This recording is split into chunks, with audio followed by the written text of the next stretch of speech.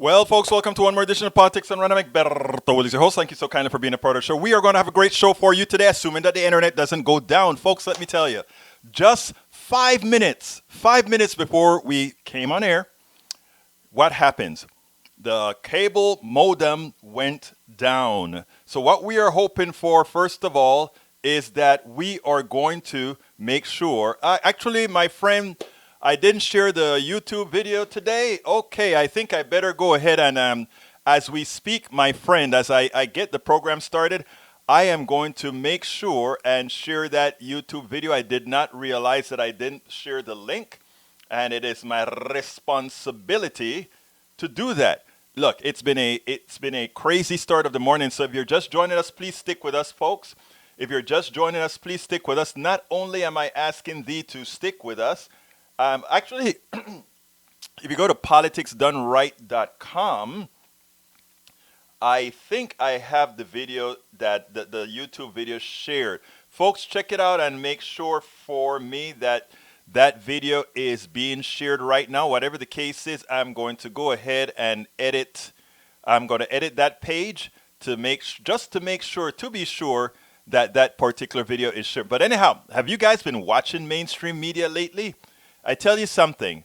When it comes to MSNBC, when it comes to CNN, I'll tell you. Actually, it is updated, my friend. It is updated. It's updated. It's up. I don't know what happened there. Rodnan, what are you doing to me, my friend? What are you doing to me? You forced me to open that page again. No, I'm kidding, guys. Look, thank you guys for all that you do. Thank you guys for watching. Anyhow, the title of the show today is, what is the title of the show today again? The title of the show today is Jerry Ashton of RIP Medical, RIP Medical Debt Visits with Politics Done Right. We also, of course, cover Medicare for all. AVNQ, welcome aboard. Derek Bell, welcome aboard. Michael Rudnan, welcome aboard. Bruce Pollard, is this the 28th? Yeah, it is the 28th. Did I not put 28th in the blog? Did I not put? Yeah, I put 28th. Hey, guys, what are you guys doing to me today? I'm already on air because of, not on air, but on heels because my internet was down. And now you're giving me work to do, work to check, work to do all these things. Anyhow, folks, here's the deal. I have some videos that I want to show you guys. Very important videos. And I'm going to tell you why I am doing it. I'm going to explain to you exactly why I'm doing it. But here comes the first one. And after the first one, we're going to go to the second one. But after a little thing, check this out. Lawrence O'Donnell made an important point today, and it has to do with the media and how the media operate.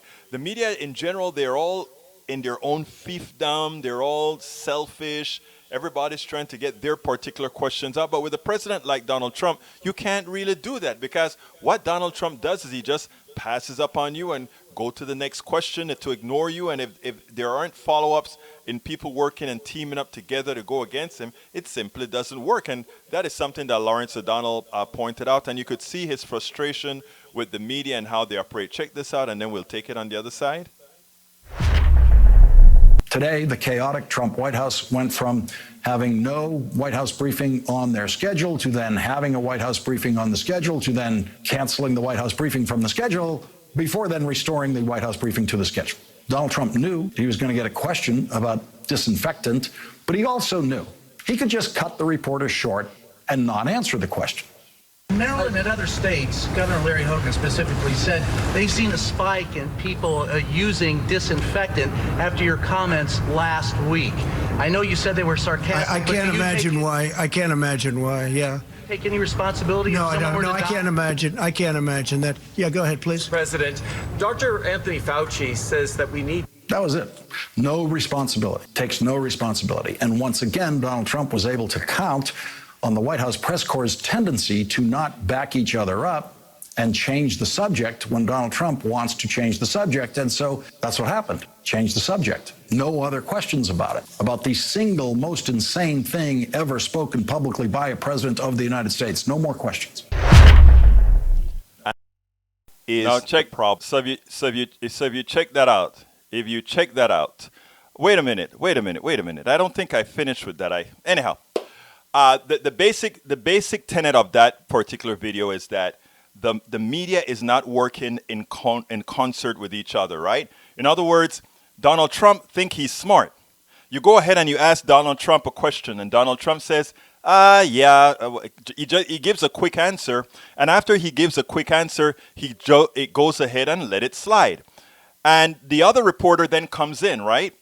If these guys know that we have a liar for president, the next thing that other reporter should do is that other reporter should say, okay, we understand what's going on right now. Let's go ahead and aid and continue with that other reporter, right? In other words, if you go ahead and you answer the question that way, you go ahead and you say, all right, we're going to help out this reporter and continue asking the president the same thing. Folks, if you're just joining us, please do remember to share. That is how we get the message out. That is how we get the message out.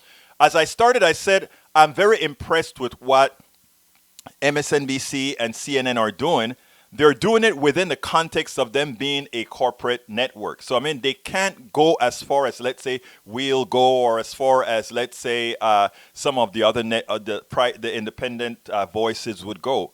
But the fact that they do some questioning, I find it very, very rewarding. So let's check this out, and then we'll take it from here. Katie Tur went ahead and she gave some context to the kind of protests that we're having, not allowing it to occur the way it happened with the Tea Party, where they made it look like it was something organic. And likewise, the way she interviewed one of the Trump's, hey, Bruce, I'm going to get to you on this one, one of the Trump's sycophants. So let's start that discussion about sycophants in this in this thread, Brother Bruce. All right, here we go with Katie. As of now, the stay-at-home order in this state is indefinite, which is part of the reason why you're seeing something of a protest behind me. And I don't want to give I don't want to put too much weight to the protest, because this is only a few hundred people. The vast majority of New Jerseyans agree with the stay-at-home order. We've been seeing these protests pop up all around the country.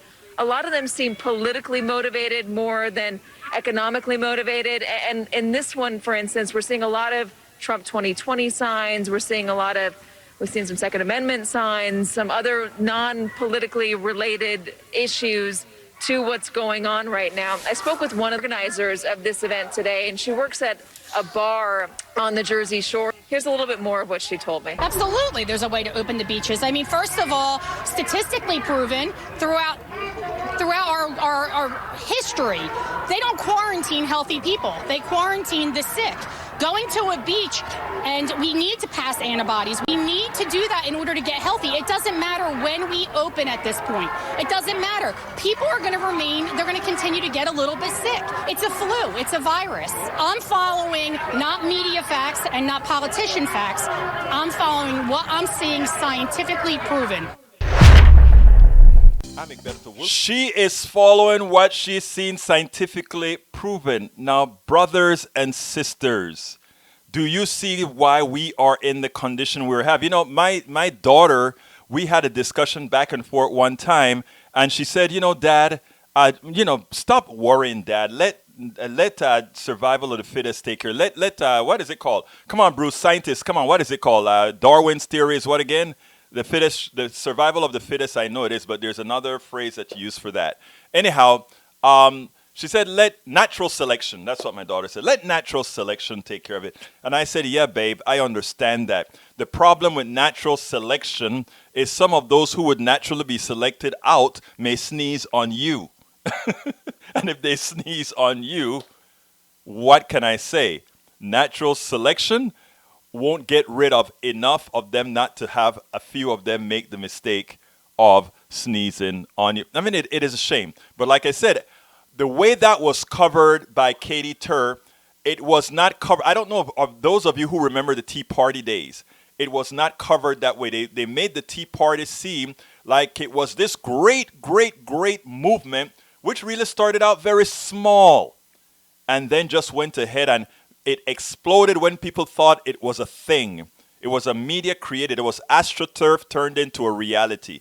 But anyhow, folks, so the last one. So Katie did a great job in the way she interviewed the girl, in the way she made light of the protest. Now, Steve Smith, I love this guy, this Republican guy. We don't share values at all.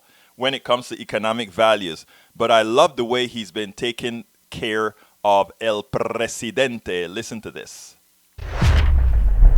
What did you make of the president's comments and prognostications on our economy today? It's more ludicrousness from the president. And of course, this is the same person who not long ago said that the COVID-19 virus would disappear by magic when 15 Americans had it. He said that soon none will have it. And so what we've seen is a series of misleading comments from the president from the beginning of this, really engaging in wishful thinking, happy talk, trying to tell the American people how he wishes the world would be as opposed to the way it is. There's 26 million unemployed Americans. That number is rising. We are in a terrible economic calamity in this country. We are in that calamity because of the ineptitude of the federal government's response to COVID-19. And we're going to see this get worse before it gets better. We're seeing in parts of the country food lines forming, hours and hours long, miles and miles long, people out of money, people out of food. And the idea that everything's going to open back up like you would turn a light switch on and the economy will be humming by the fourth quarter is just another delusional statement from a president who shatters his credibility literally every time he opens his mouth. The thing about it, folks, is this, and those of you who've taken Economics 101, or those of you who've actually, look, it's not difficult to understand that it's nonsense to believe this economy is going to come back quick. And based on what they're doing within this economy, it is more likely that it's not going to go into a recession. It's going to go into a depression. And the reason it's going to go into a depression is that the reasons that we don't have work right now is different than the shenanigans that the banksters did back in 2007, right? Or leading up to 2007 into 2008. Those were some technical issues, derivatives. What is it called? They had all these kinds of derivatives that they created. I forgot. There's a set of symbols I don't remember the name of right now. But these were derivatives based on other products, based on other financial products until it made a circular loop. So insurance company one, insurance company two, insurance company two, insurance company three, and then three insures number one. The circular loop of death. In programming, we used to call that the deadly embrace. In other words, by the time you reinsured bonds and stocks and other financial instruments, it created that vicious circle, and nobody ultimately was insured against anything. These guys did all kind of shenanigans with money, but it's not what's occurring right now. The government could right then do exactly what they did. They eased money. They had quantitative easing and all that kind of stuff. The problem here now is we have a disease, right? And the problem is that people don't want to get sick. And the people are scared. So I don't know how many people right now are going to go ahead and say, I'm going to go to a restaurant. And even if they open up restaurants and restaurants are going to go to, let's say, 30% capacity or 50% capacity. The mere fact that all these capacities have changed mean that all the profit margins, all the monies that percolate through the economy will not be there. There is going to be a decline, an economic decline. The question that we have is not whether there is going to be a sustained economic decline, it's whether we're going to have a depression. And what do we mean by depression? When we hit that tipping point, that no amount of money I can charge. In other words, if a restaurant says, come and eat at cost, and I still refuse to eat, I still refuse to go to that restaurant. At that point, that is a depression. I will talk to you about MMT some other time, because what you don't understand, Mr. Ledo, based on your thinking process, is you don't get that quantitative easing is a form of MMT. You don't get that the amount of trillions that we just threw into the economy was based on MMT theory. But yet again, I do not expect you to understand that. I got to get to our main attraction. It's a great guy that you guys need to meet. But before we get to that great guy, Jerry Ashton, I want to play you. I want to show you what ineptitude looks like, because if you are a leader, you want to lead by example. And if you are the second most powerful person in the country and you're not leading by example, you definitely don't deserve that title. You definitely do not deserve that title. Let's take a look at this and we'll take it on the other side. Nicole, if there were such thing as a social media lead story at 3 minutes after 3 Eastern time, it would be this. I want to show you some video from the Twin Cities, not just any hospital, but the Mayo Clinic, maybe the leading healthcare institution in the United States. Let's play a game of what's missing and why. The Mayo Clinic has an institution-wide, building-wide policy that all people inside the confines of the building must wear masks. Indeed, our own Kristen Welker, quoting our pool reporter inside, says the vice president walked into the lab without a mask. As far as they can tell, he is the only one in the building they have seen without a mask, thanking workers as he went. Now, think about that, folks. I don't have to add anything to that. I think it's pretty darn clear what you just saw. But anyhow, I was on a conference, a Zoom meeting with a whole lot of progressive leaders, mayors, writers, a whole bunch of folks a couple of days ago. I think I told you guys about that last week. And in that conference, I met a man, Ashton. Or rather, Jerry Ashton. This guy is, what should I say? This guy is one of the most impressive I've met, especially based on what he's doing. Hopefully one of these days, when we get what we need to get with Medicare for all, etc., we won't need the great work that he is doing. But look, I want you guys to check this guy out. I also want you guys to go over to his website. It's a nonprofit that is doing damn good work. So let's go ahead and get started with that, and we'll come back on the other side. Welcome to one more segment of Politics Done Right. Today, I'm honored to have El Señor Jerry Ashton, who is the co-founder and director, Education and Engagement, RIP Medical Debt. Jerry, how are you doing today? I'm very fine, Egbert. Thank you for asking. Yeah, I like the way you converted my name to the English version, Egbert, instead of Egberto. I want to hear you roll your R's, man. Egberto. Oh, wow, that was so good. That was so good. Anyway, Jerry, you know what? You are working on a project, and for anybody who listens to my show, I mean, I am always in awe. I am so generally very happy for people that are doing things for people, because we're in a time now where we don't have that. I'm happy to see that somebody's taking the mantra and running with it. So before we get started, Jerry, tell us a little bit about yourself. Well, let me see. Shall I log cabin part or fast Yes, forward? I want you to, yes. Well, I'm practically log cabin because I'm in my 80s now, and I've seen a lot, been done a lot, and a lot of this professional life in my 80 years was working in the bill collection industry.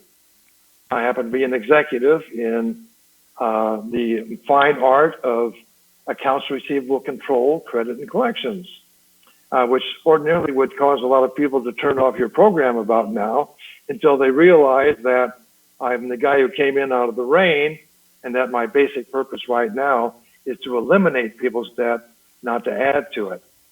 So that really came about thanks to my experience with Occupy Wall Street.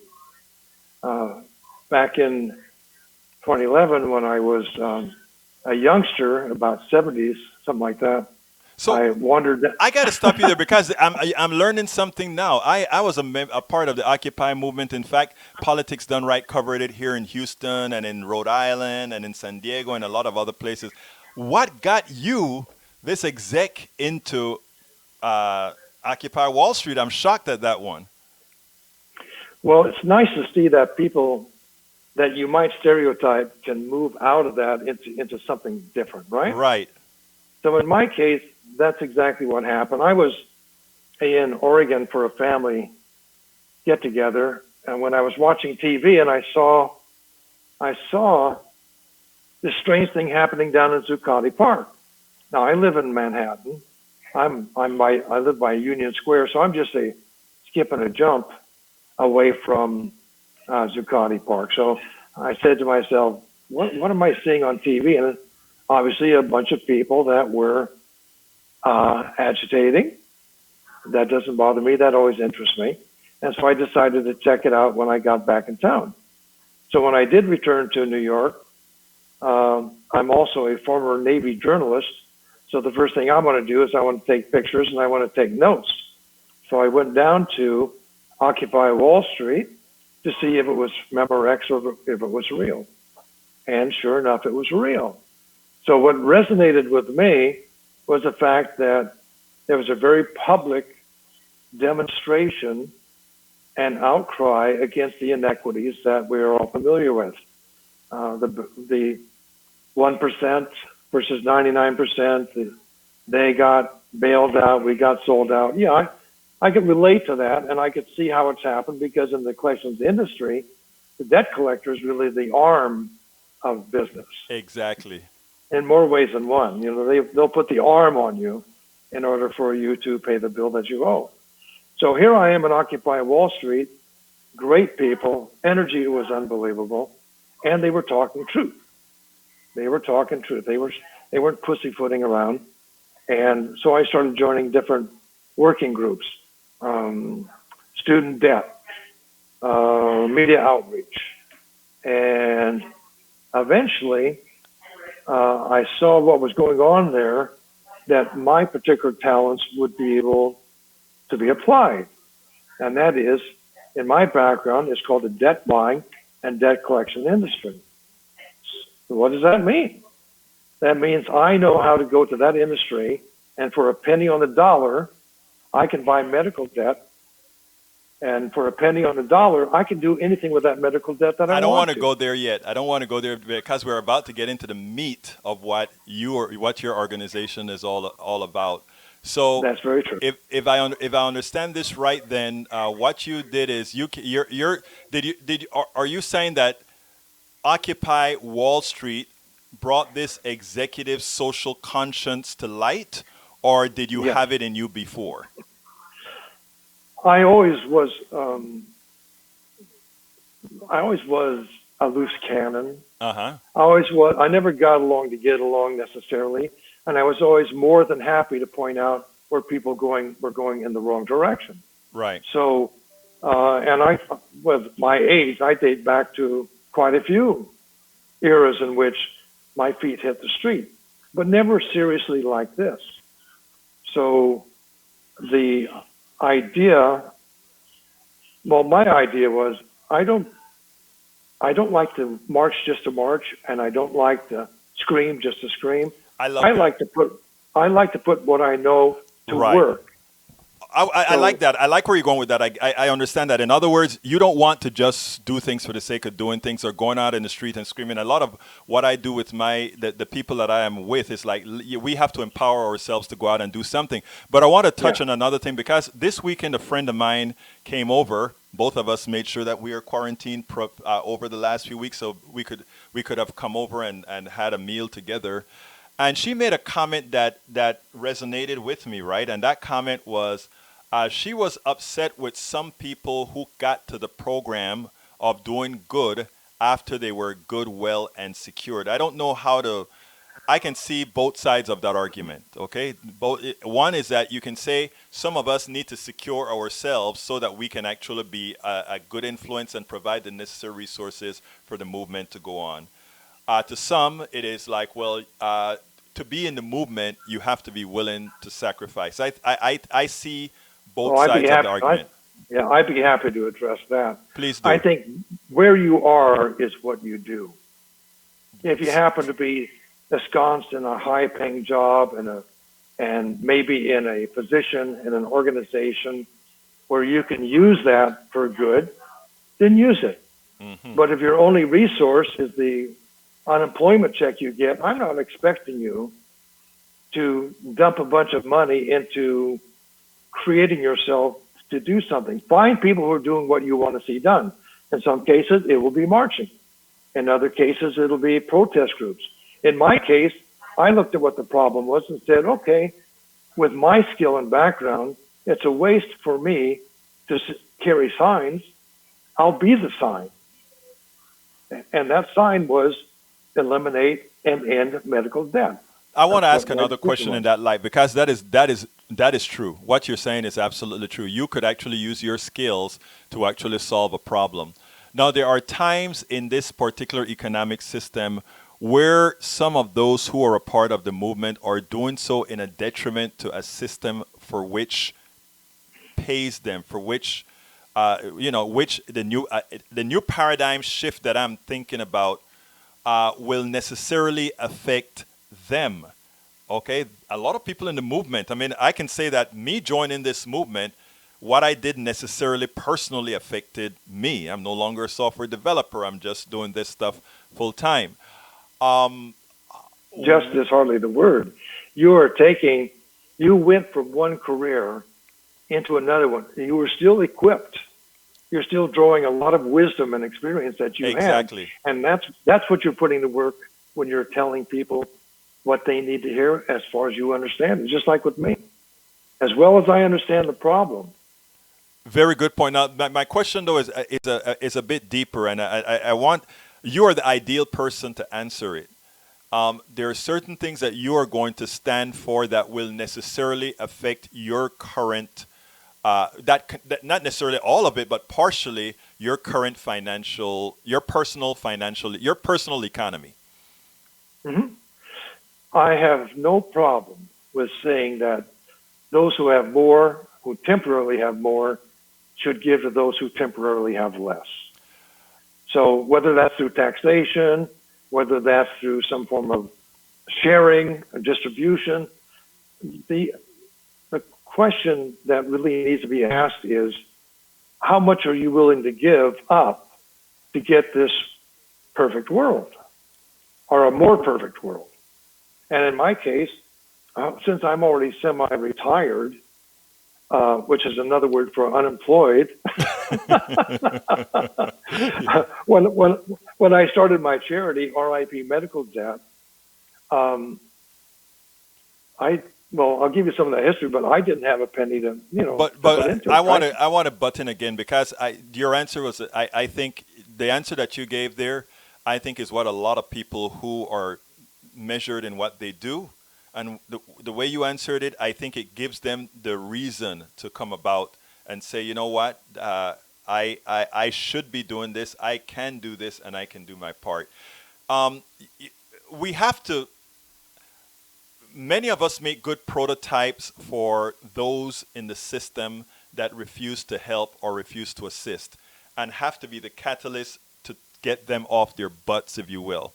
And in this 15 minutes that we've spoken thus far, I think you've done a great job in making that clear. So thank you. I want to get, however, to your project, because your project is important. Tell us a little bit about RIP, R-I-P. RIP Medical Debt. Again, it was because of the enthusiasm, the motivation, the desire to make a difference, and to use my particular skill set to do that I launched a charity with a partner of mine called Craig Antico, who is also in the debt collections industry. We decided that we would put our talents to work and create a charity, a 501c3. That was in January of 2014. And we were great bill collectors, but we were terrible at raising money. And in the first couple of years, it was horrible. I think we might have raised $20,000 or $30,000 at most. So if it weren't for maybe being in the right place at the right time or good luck, but we were discovered by a comedian by the name of John Oliver, if you're familiar with him. Of course. Of course. Well, last week tonight with John Oliver decided that they were going to pillory the debt buying and debt collections industry. And to do that, they disguised themselves as a collection agency, and they went to conferences, and they took film of these guys saying terrible collection things, and they were going to expose that. But like with John Oliver, there's always a purpose behind that. And that is, in his case, he decided he wanted to out Oprah. If you remember, Oprah gave away $7 million for the cars. Yes. Well, by way of his collection agency, he purchased for $60,000 almost $15 million worth of debt, medical debt in Texas. You're kidding me. And no, that's what he did. And by the way, this on YouTube, this one segment we're talking about has been seen by over 15 million viewers.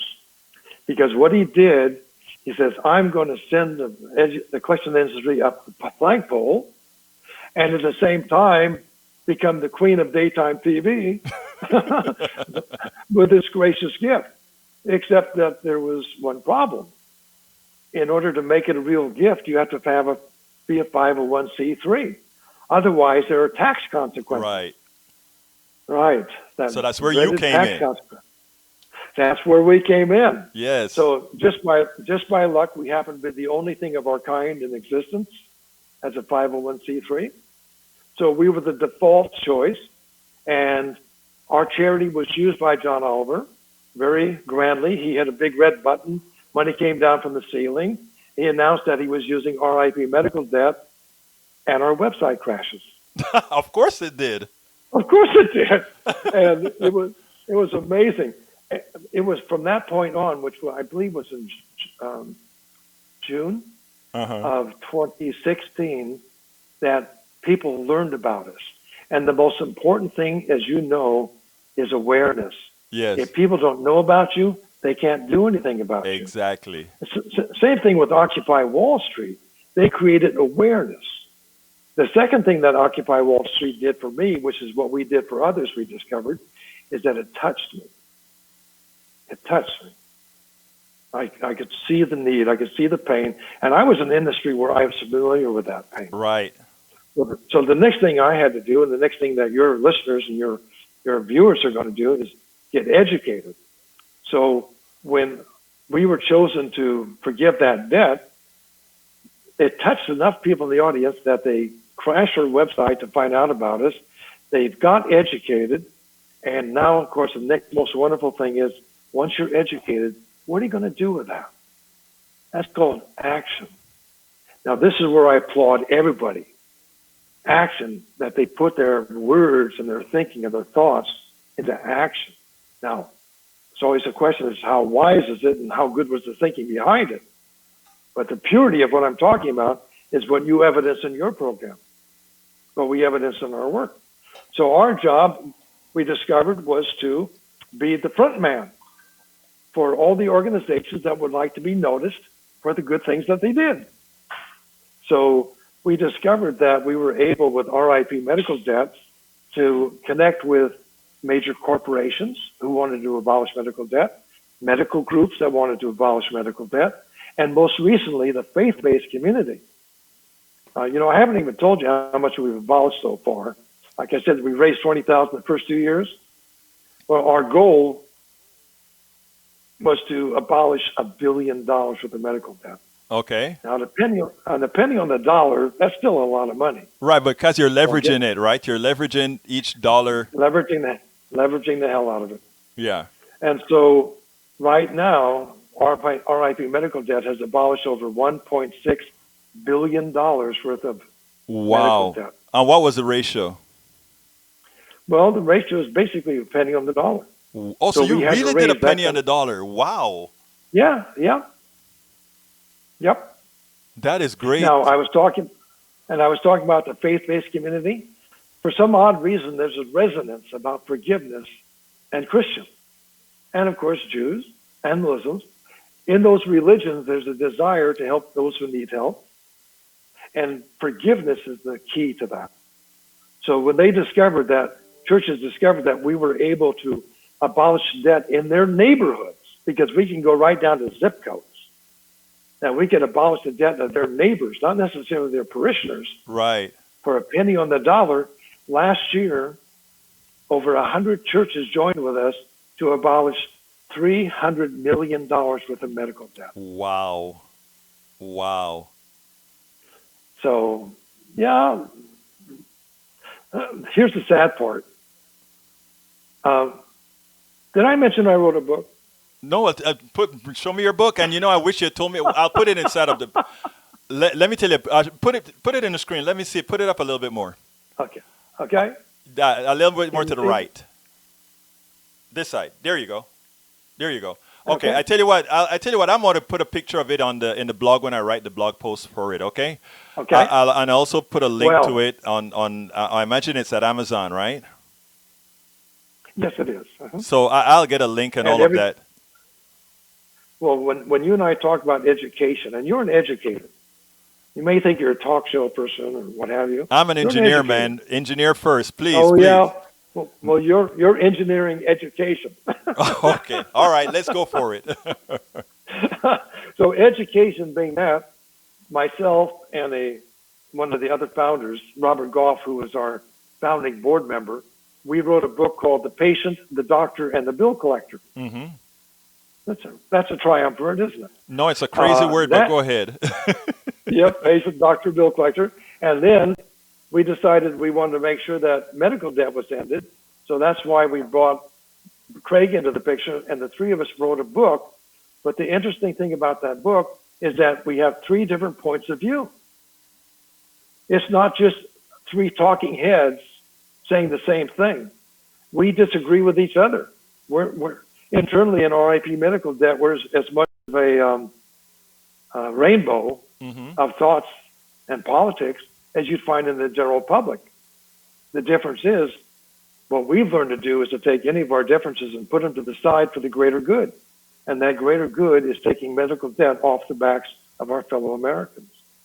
Well, look, I'm going to tell you something. I am enlightened. I'm happy that we're going to put this program out here. I think this program is going to be enlightening to quite a few people. One of the things, we spent some time together on a conference, on a Zoom earlier this week, or I guess late last week. Yes. A whole bunch of progressives, I guess, were together discussing issues. Do you consider yourself a progressive? Yes. The three authors of the book, I'm the progressive. Okay. There's a conservative, and there's someone who still has a compass. But anyhow, so I mean, so that what I found, there's a question that was asked, and that was, how can we really make a difference? How can we really get it out there? And one of the things I wanted to say, but being the newcomer to the call with Dennis Kucinich and the mayor of two other cities out there, I am always quiet the very first time I enter a group till I'm no longer quiet. Right. Yeah. And but what I wanted to tell the group was that the biggest hindrance that we have as progressives as getting these words out is getting the word out through the media. And the reason why is that the general purpose, let me tell you, Jerry, you have a great project that you're working on. But that project is something that they want to have on the side. The corporatocracy doesn't want your project to be very much publicized, because that hurts the bottom line of a whole lot of folks if they're settling on a penny on the dollar. You are for the people that they know are absolutely not going to pay that bill, so I'll take a penny on the dollar, right? So that is what a lot of folks are going to do. What we have to do, in my humble opinion, is you, Jerry, and RIP has to be known, because that is going to be part of the equalizing factor to get the appropriate type of medical system in our sphere. You are absolutely right. What you've identified isn't quite correct. Make your point. The powers that be, let's call them the 1%. Let's call them the industrial military complex. Sure. Whatever we show them to be. And we know they exist. And we know that they have power and control, and we know what they're doing. Those of us who are woke know what they're doing. Now, what does a charity like RIP Medical Debt mean to these people? Do they notice it? Do they ignore it? Are they even bothered by it? Because the truth is, every time we forgive $1 million worth of medical debt, which, by the way, costs about $15,000, right? We're doing it in a community where the local newspaper comes over and interviews them, or they get on a TV show, and people get a very important message. Medical debt causes tremendous harm. Yes. And Yes. the more people realize that, as they're going to realize with COVID-19, they're going to realize that. Well, you the heard me latest- say that on my show today about COVID-19 and what it's going to do. Oh, Better than what Bernie well, could possibly do. Well, in my world of debt collections, which, by the way, 50% of all collection activity is medical. In 2018, there were, I would think, maybe in the United States, about 27 million people who did not have life insurance. Mm-hmm. This last 3 or 4 weeks, 26 million Americans lost their job. Right. Now, if 50% of all insurance is job-based, where else are you going to go? Exactly. You see, the sad thing about, and the good news and bad news. The good news is sweeping up after the parade. The bad news is we're sweeping up after the parade. Exactly. And that parade is getting bigger, Yes. not smaller. Yes. And at the front of this parade, there's a donkey and there's an elephant. Right. And we're sweeping up after that parade. Now, Right. we don't want to do that. We want our charity to be put out of business. Right. If Right. we were put out of Exactly. if we were put out of business, so would 50% of all collection agencies in the United States, Right. a certain number of credit card issuers, and there are bankruptcy attorneys. There's an industry built around you and me being in debt. And if we could just have that debt released, we would have to open up a whole new world for these people. Jerry Ashton, co-founder and director, education and engagement of RIP Medical Debt. I think you've enlightened our audience. I think you've probably going to get quite a few customers from our audience. And I think what you're doing is such an important task. And I do eventually, based on the type of politics I serve, I hope you get out of business in the next few years. But you are doing a great job. And I want to thank you, and I am sure our audience want to thank you for what you're doing for society at large. We need more like you. Oh, thank you so much. Egberto. Well, folks, I hope you enjoyed that interview. That was, he is doing some important work. And I saw somebody ask in there, how much does it cost the individual? Actually, they get donations from outside sources. They find the people who can't afford these debts, and then they go ahead and they pay that debt off on pennies on the dollar. And what his average right now is 1 penny for every dollar. Great work. We know that our medical industrial complex is a fraud in the first place, and that many have profited from it. Until we get to Medicare for All, what Brother Jerry Ashton is doing. What Brother Jerry Ashton is doing is God's work. What he is doing is God's work, just like I told him. The good thing about when you're in the progressive space, you come across a whole lot of people trying to do good. The problem that I find, and I think he only partially agreed with me, is that the problem is a lot of people don't see what others are doing. They don't see the goodness of people in general, the goodness of what they're doing. Even those folks that attempt to be ideological and bad. That's why you don't see me really tear up real badly on those who come in here and actually to many sound like they are heartless, or to many sound that they're obnoxious or whatever, because most of the folks that you find that way, they are indoctrinated in a certain particular manner that causes that behavior. And when that behavior eventually snaps in the head, things changes. Anyhow, welcome, Rose William. How are you doing, Rose? Michael Rudnin, my regular, is always here. Love to have you here and love the research that you do. We also have El Señor Bill Dudley. Then we have AVQ. I like to say Avanjonki, but you don't want me to say that. AVQ. Derek Bell, welcome aboard. Daniel Ledo, my conservative brother who thinks I'm a propagandist. Still love you, Daniel. Still love you, and that is from the heart. You may not believe it, but believe it or not, I am real. Anyhow, let's see who else is here. I got Derek Bell. Bruce Pollard, my brother Bruce Pollard, the scientist that gives me hell. He doesn't like the word sycophant. Come on, Bruce. We gotta, I gotta learn some new words every time. In fact, a few people here come and teach me words, and I'm like, hey, what's that word again? But anyhow, I thank you for bringing that word into the group for those who may not have known what the word means. But truth of the matter is, all our listeners, I think, knew what the word mean, brother. All right. Anyhow, let me go ahead and go through these things now. Okay. Michael says you didn't share. Come on, Mr. Rudnin. I did share. Bruce, is it the 28th? Yes, it's the 28th. Bruce, what's wrong with you, Bruce? It's the 28th, Bruce. Rudnin gave me a clip. I think it's that probably. That's the other thing. Derek Bell says, and you keep doing your work, brother. We got to keep doing it, brother. We got to keep doing it. AVQ, all good. Michael Rudnin says, Trump new rules for the modern political arena. Do wrong. Admit nothing, even when facing overwhelming evidence. Be shameless in your denials, and rubes and sycophants will believe you. Hey, you know what, Rudnin? You could turn that one into a darn poem.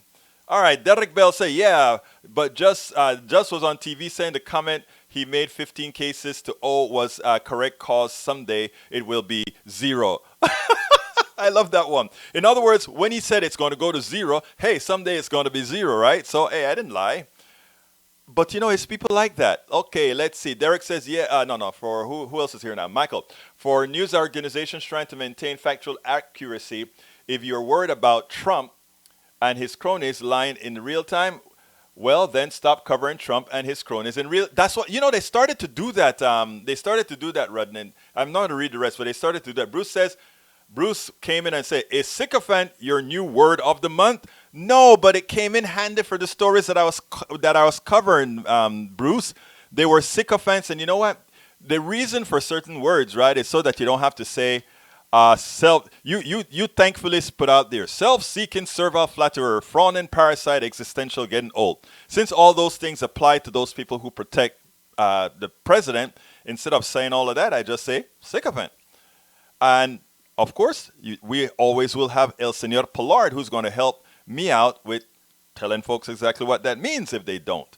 All right, let's see. Darwin's theory of evolution and natural selection, according to Michael Rudden. Yeah, that's what I was looking for, natural selection. I had one of those brain you-know-whats. Okay. Let me scroll down to the bottom because, all right, let's see. AVQ says, that was really bad mispronunciation. Okay, Avangi on Q. Okay, Avangi on Q. Okay, I got it now. Avangi on Q. Avangi on Q. Got it. Would you like to know the origin of this avatar? Yes, I would. It's the Dark Sun Dungeons and Dragons setting. I knew it had to be something like that. I knew it. Anyhow, folks, before I go, I wanted to talk about two things. Everybody's talking about open up the government. I'm trying to get somebody on that's going to talk about the perils of open. When I say open, letting people go back to work at will. But here's the thing. They like to bring Sweden in. Oh, Sweden decided to go ahead and just let things be, and all their economy stayed the same. All the things were open. People got to work, all of that. And their death rates were about similar to that of the United States, which is pretty damn high, right? So their death rates was high, and they tolerated that high death rate with keeping things constant. Let me first talk about the inhumanity of that, right? If you can actually reduce debts, you reduce debts, right? Humanity over economy. Always. Humanity over economy. But let's forget about that. Let's go ahead and see if the comparisons make sense. It does not. Sweden is a democratic socialist state. All right? And as such, if you get sick, you're taken care of, right? You don't have the problems that we have in America where you're going to say, oh my God, I can't get sick because if I get sick and go to the hospital, it could mean the end of my personal economy. It could mean I will be going bankrupt, like what will happen to every single or a whole lot of people who are going right now to the hospitals, okay? So let's get that clear. You cannot compare Sweden and America, and the reason why is they have a social safety net. So if the government says, let's go for herd immunity, and a lot of you are going to get sick. Those people who get sick, they will be taken care of in their hospitals, and they won't have to worry about their future economies. Those people who get sick will get sick leave. Those people who get sick will have people to take care of their kids if they can't, because it is a part of their social safety net. In America, our super capitalist, no democratic socialist state, actually, we are a democratic socialist state. No, we are a corporate socialist state. Because if you notice, all this money that the trillions of dollars that they put out there for people, the mom and pop stores, the guy who's selling the pizza, the driver of the Uber, most of them are not getting their monies. Most of them are not getting their monies. You know who's getting it? The corporations are getting made whole. It's called what? Socialism for the corporations, capitalism for everybody else. And capitalism is never good. If the corporations themselves aren't practicing capitalism, it should tell you something. When they get in trouble, you know, the reason that they're supposed to have these high profits is because they say, profit is for the risk that we take, so therefore we deserve the profit. What risk are you taking again? What risk are you taking?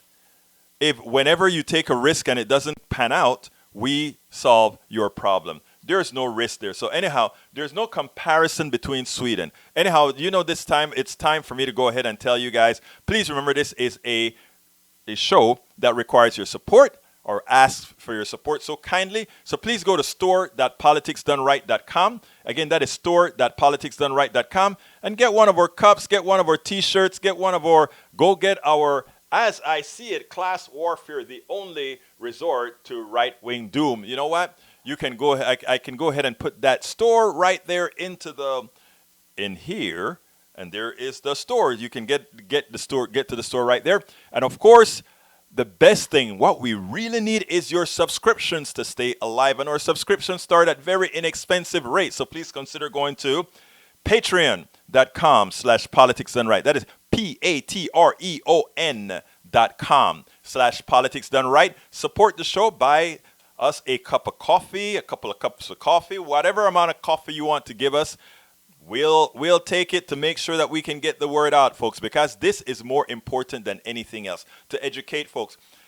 Today we brought on Jerry Ashton. Jerry Ashton, for many people who are going to see this video, Jerry Ashton is going to be a lifesaver. They would not have known about Jerry Ashton, but, you know, well, maybe from some places, but others, they will pick up our podcast, they will pick up our vlogcast, they'll pick up something. And somebody's life, many people's lives are going to be made whole as they contact RIP medical debt. Rest in peace, medical debt. You know, there's a purpose. There's something that we do, people. And what we need for this is we really need all of us to come together and support. So again, please go to patreon.com, patreon.com/politicsdoneright as well. Please provide, if you want to go ahead, you can provide us support as well at paypal.me/politicsdoneright. paypal.me/politicsdoneright. We are almost at the end of our show. I want to thank you guys for being here. I want to thank you guys for always being here. I want to ask you straight, share. That is how we are definitely going to get the message out. Without your shares, we can't do it. Without your contributions, we can't do it. Without your subscriptions, we can't do it. Without you going to our stores, we can't do it. So again, thank you so kindly for being here. My name is Egberto Willis, and you know how I end the show.